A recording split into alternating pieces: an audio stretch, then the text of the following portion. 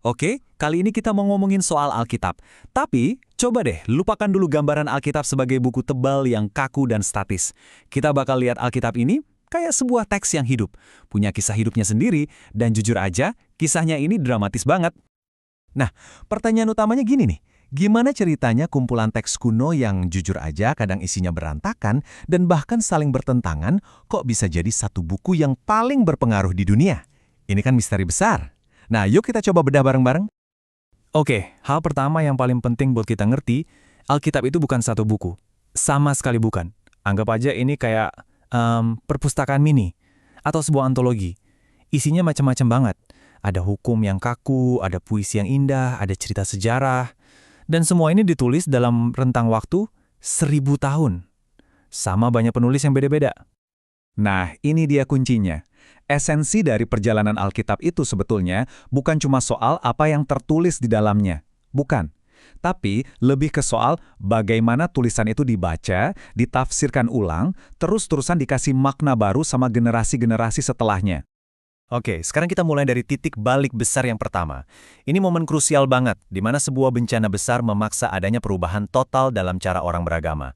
Fokusnya pindah dari yang tadinya sebuah tempat fisik, jadi ke sebuah teks yang bisa dibawa kemana-mana. Disinilah pergeseran dasarnya terjadi. Coba bayangin, sebelum tahun 586 sebelum Masehi, pusat ibadah itu ya di Bait Suci Yerusalem, sebuah bangunan fisik. Tapi apa yang terjadi waktu Bait Suci itu hancur dan bangsa Israel diasingkan ke Babel? Mereka kena krisis identitas besar-besaran. Solusinya? Jenius. Mereka memindahkan pusat ibadah mereka ke dalam gulungan-gulungan kitab suci yang portable. Ada cerita luar biasa dari Nabi Yehezkiel yang menggambarkan transisi ini dengan indah banget. Dia dapat penglihatan di mana dia disuruh makan gulungan kitab. Isinya adalah ratapan penderitaan bangsanya, tapi anehnya pas dimakan rasanya manis kayak madu. Ini simbol yang kuat banget. Artinya teks itu sendiri jadi sumber kekuatan dan penghiburan ilahi bahkan di saat-saat paling gelap sekalipun. Jadi intinya apa? Gini, Tuhan gak lagi terkurung di satu bangunan. Sekarang, dia bisa diakses lewat teks. Ini revolusioner loh. Tiba-tiba, iman dan identitas jadi sesuatu yang portable. Bisa dibawa kemanapun orang pergi. Cukup dengan membawa tulisan-tulisan suci mereka. Nah, ceritanya nggak berhenti di situ. Perjalanan Alkitab ini berlanjut dengan apa yang bisa kita sebut pembacaan ulang yang super radikal.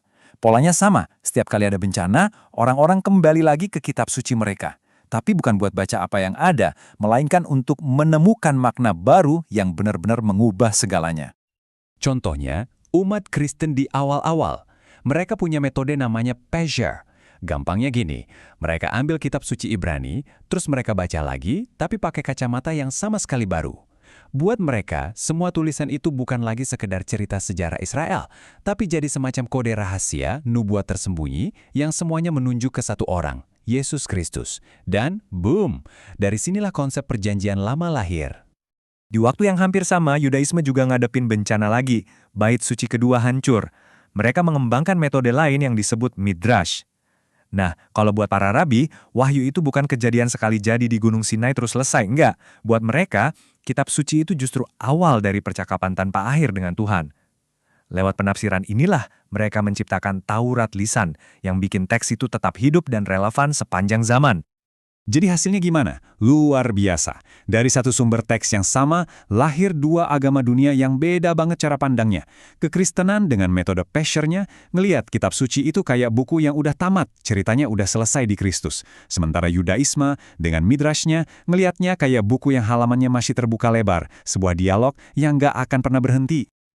Oke, kita lompat maju dalam sejarah ya. Sekarang kita masuk ke era reformasi. Ini periode yang, sekali lagi, bakal mengubah total cara orang berinteraksi sama Alkitab. Dan kali ini, perubahannya bakal memicu ledakan penafsiran yang masif. Ada 3 hal yang terjadi hampir barengan, dan ini kayak menciptakan perfect storm.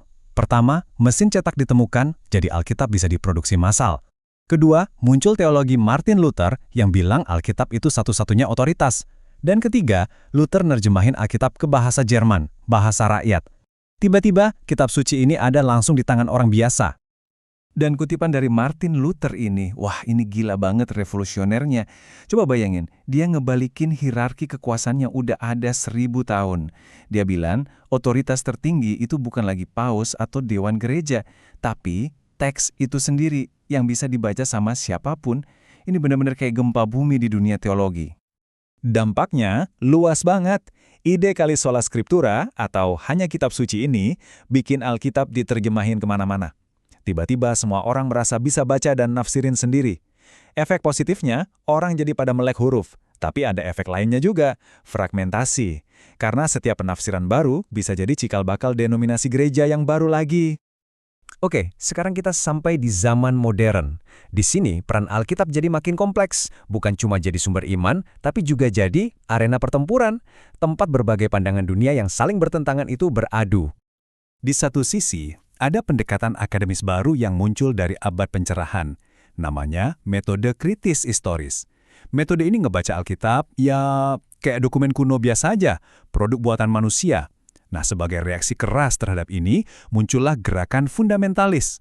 Mereka bersikeras kalau Alkitab itu literal, setiap katanya sempurna, nggak ada salah sama sekali, dan nggak boleh dikritik.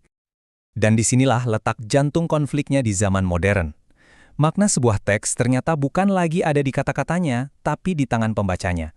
Satu cerita yang sama persis bisa dipakai buat membebaskan satu kelompok, tapi di saat yang sama dipakai juga buat menindas kelompok lain. Gila kan?